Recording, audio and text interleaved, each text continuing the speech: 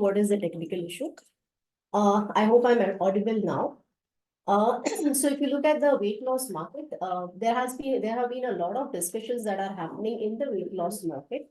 And that's the reason why we thought about taking up this as a topic for discussion, because while cardiac and diabetes segment are growing really fast, there is a outcome of, the next, what to say, epidemic that is growing in the Indian market is the obesity market. So we thought about having this as a discussion. Besides this discussion, we would be also covering some other topics like the IPM therapy performance, the growth drivers in the market, the top 40 corporates, the top 40 brands, and the key takeaways.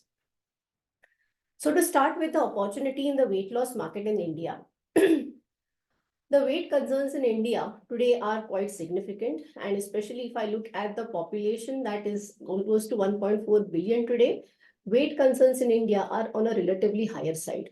So if I were to just look at some of the statistics, the overweight prevalence rate in the country today is close to 22% for the male population, 23% for the female population, and close to 11% in children. So if I were to look at how much of the adult population would be overweight today, almost 1 in 4 adults or 1 in 5 adults is overweight today. And what does this lead to, or why is this because of? The contributing factors mainly are nutrition and lack of exercise. So nutrition is essentially the lack of essential nutrients such as proteins, fruits, vegetables across the populations. It's not just the lower end of the population or the lower end of the financial aspects, but then even the wealthier population is having these concerns. There is high consumption of unhealthy calories that we are seeing in the market today, and people can easily afford more easily available processed foods rather than natural fruits and vegetables. So if I were to give a very small example, if I were to consume a burger, a cheeseburger, it would give me calories of around 800 to 900. And if you top it up with French fries, the consumption goes to almost 1000 calories plus in just one portion. If I were to look at a simple and humble vada pav that we have, one vada pav would give you a calorie consumption of around 300 to 400 calories. And if I were to look at what is the daily requirement of calories in the Indian population, it is somewhere around 2000 to 2500 calories, depending upon the type of lifestyle or the physical activity that the person has. So just smaller portions of food give us so much calories, and these calories are unhealthy calories, which are getting regularly and easily consumed by the adult as well as the children population across the different society status in the country. Second is the lack of exercise. In adult population, there is a lot of sedentary activity that is happening. Also, if I were to look even at children, the interest in sports or physical activities has come down. You really have to force children to go out and work out or play games. So that has led to sedentary lifestyle even in children. Now, what is the outcome of all this is there are long-term concerns. While overweight, it may not look highly alarming in short term, but if I were to look at long-term concerns, diabetes, hypertension, arterial thrombosis, obesity, anxiety, sleep disorders, this is something which is commonly seen as long-term lifestyle diseases once the person gets overweight. And it also leads to complications like neuropathy, nephropathy, vision loss in case of diabetic patients, as well as cardiovascular diseases. So while something which may start as a very small thing may actually lead to so many long-term concerns. Now, while we are talking about, overweight, obesity being a threat or an epidemic in the country, since we talk about business or what are the opportunities for us in the Indian pharma market, what we have tried to cover in this presentation is what are the different opportunities that arise for the Indian pharma players because of this. Obviously, anti-obesity drugs would be the first thing that would be the most attractive ones, because while there are a lot of lifestyle modifications, nutritional modifications that one needs to carry out to bring weight under control, but typically human nature is, let us try to find out what is a shortcut solution for this problem. So the shortcut solution is a quick pill or an injection which can bring my weight down. Second is the anti-diabetes, because the next complication of overweight is diabetes. So things to bring my sugar in control. Sometimes if the tablets are not able to bring my sugar in control, we get onto insulins. Now, what we have seen recently is as a lot of gliptins, SGLT2s are getting off patent, a good chunk of population is getting shifted to SGLT2s and vildagliptins, and gliptins, not vildagliptins, it's gliptins. While the doctors would not just shift a person with on SU meds to gliptins or SGLT2s, it is the eligible population which gets shifted. Now, which population gets shifted to these high-end anti-diabetes is the population where diabetes doesn't get controlled by SU meds. It basically means that the diabetes has now reached a little advanced stage. So this is again a complication which comes because of a person being overweight. Then obviously there are another complications at cardiac level. Arterial thrombosis also leads to problems like hypertension, drugs like cardiac antihypertensive drugs, then blood thinning products, antifibrinolytics. All these consumption also moves up significantly. Hypertension also leads to pressure on kidneys, leading to kidney diseases or kidney failures. So the next step would be probably managing complications of kidney diseases due to hypertension. Then we have nutritional products. As I said earlier, that we usually focus more on consuming products which are easy to consume, fast foods. But we are also aware that we are missing on some nutritional aspects in our diet. The easiest way of getting them is through multivitamin tablets or multivitamin syrups, products which can give us a very good dose of whatever nutrients we are missing. So this is also an opportunity market for the pharma players in the industry. Also, obesity or overweight also creates two more very important psychological problems. One is the sleep disorders, because we see that overweight patients have higher incidences of sleep apnea. So drugs for sleep disorders become very important over there, sleep disorders. And overweight also creates certain psychological barrier. The person may not feel like mixing with the other crowd, maybe teased. So these psychological conditions also crop up in these patients. Then we have also seen that in anti-asthma products, breathing problems are very common in overweight patients. And because of weight, the joints also have to bear a lot of body pressure. Body weight pressure, because of which it may also create problems like arthritis or other problems in the joints. So while all these markets are very big and opportunity markets, if I were to connect them with the overweight problems, then just a person being overweight becomes eligible for consuming drugs across all the therapeutic areas in the Indian pharma market. It would be unfair or incorrect to show this as an opportunity. But the sad part is, yes, this is an opportunity for the Indian pharma market. Now, another aspect is, as I had said earlier in my previous slide, close to 11% of the children population falls in the overweight category. This essentially means that lot of population will stick or stay on the drugs for a longer period of time. So younger population will lead to longer duration of drug consumption, because bringing weight under control is not something which a drug would work on. It is drugs. Along with drugs, your lifestyle modification, which is very important, and people really need to take efforts to do that. Now, I will not be discussing all of these therapeutic categories. I will just focus on the anti-obesity market, which gets very commonly discussed nowadays. So if I were to look at the anti-obesity market in the country, almost 5% of the country's 1.4 billion population falls in the morbidly obese category.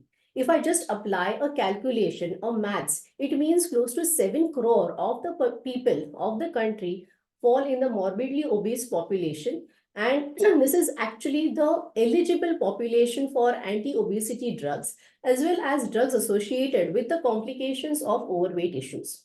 Now, which are the molecules which get commonly used for anti-obesity treatment in India? We have semaglutide, liraglutide, dulaglutide, and orlistat. Now, let us just have a glimpse of the mode of action of all these products.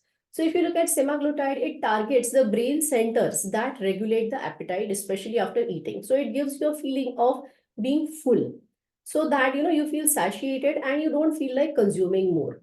If I were to look at the molecule liraglutide, it causes a glucose-dependent stimulation of insulin secretion. It reduces the plasma glucagon concentrations, delays the gastric empty, and suppresses appetite.